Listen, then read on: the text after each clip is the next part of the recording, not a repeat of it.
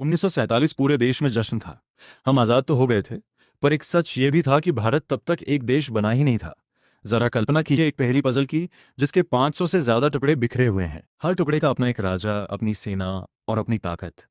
भारत एक देश नहीं, बल्कि टुकड़ों में बटा हुआ एक सपना था। स्थिति इतनी खराब थी कि कुछ रियासतें पाकिस्तान जाना चाहती थीं, तो कुछ को लगता था कि हम तो स्वतंत्र राजा ही ठीक है। अंग्रेज जाते जाते ऐसी आग लगा कर गए थे जो पूरे नक्शे को जला सकती थी। सोचिए, अगर उस समय कोई खड़ा नहीं होता तो आज आपको एक शहर से दूसरे शहर जाने के लिए शायद वीजा लगाना पड़ता। भारत 100 छोटे छोटे देशों में बंट चुका होता। तब एंट्री होती है उस शख्स की जिसे न ताज का शौक था, न कुर्सी का लालच। सरदार वल्लभ भाई पटेल।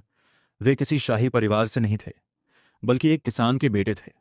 उनके पास कोई बहुत बड़ी सेना नहीं थी, लेकिन उनके पास थी लोहे जैसी हिम्मत। भारत के पहले गृह मंत्री, जिन्होंने ठान लिया था कि इस नक्शे को बिखरने नहीं देंगे।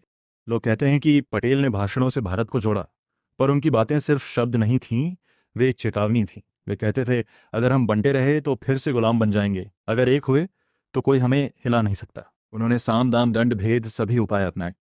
पहले प्यार से समझाया, फिर सुरक्षा का भरोसा दिया, और जहां जरूरत पड़ी वहां सख्ती दिखाने से भी नहीं हिचकिचाए। जूनागढ़ और हैदराबाद जैसी रियासतों ने जब जिद पकड़ी, तो पटेल ने तुरंत कार्रवाई की। उनका संदेश साफ था, भारत की किस्मत से कोई समझौता नहीं होगा। कुछ ही वर्षों में जो दुनिया को असंभव लगता था, वह हकीकत बन गया। 562 रियासतें एक देश में जुड़ गईं। इसीलिए उन्हें कहा गया लौह पुरुष। इसलिए नहीं कि वे कठोर थे, बल्कि इसलिए क्योंकि वे कभी झुके नहीं। उन्होंने वे कठिन फैसले लिए जो उस समय कोई और नहीं ले सकता था। उनकी वजह से ही आज हम कश्मीर से कन्याकुमारी तक बिना रुके घूम सकते हैं। इतिहास उन्हें याद रखता है जो आज़ादी दिलाते हैं, लेकिन दिग्गज वे होते हैं जो उस आज़ादी को संभाल कर एक देश बनाते हैं। सरदार पटेल ने सिर्फ भारत को एकजुट नहीं किया, उन्होंने हमें हमारा वजूद दिया। सलाम है उस इंसान को जिसने बिखरे हुए टुकड़ों को एक तिरंगे में पिरो दिया।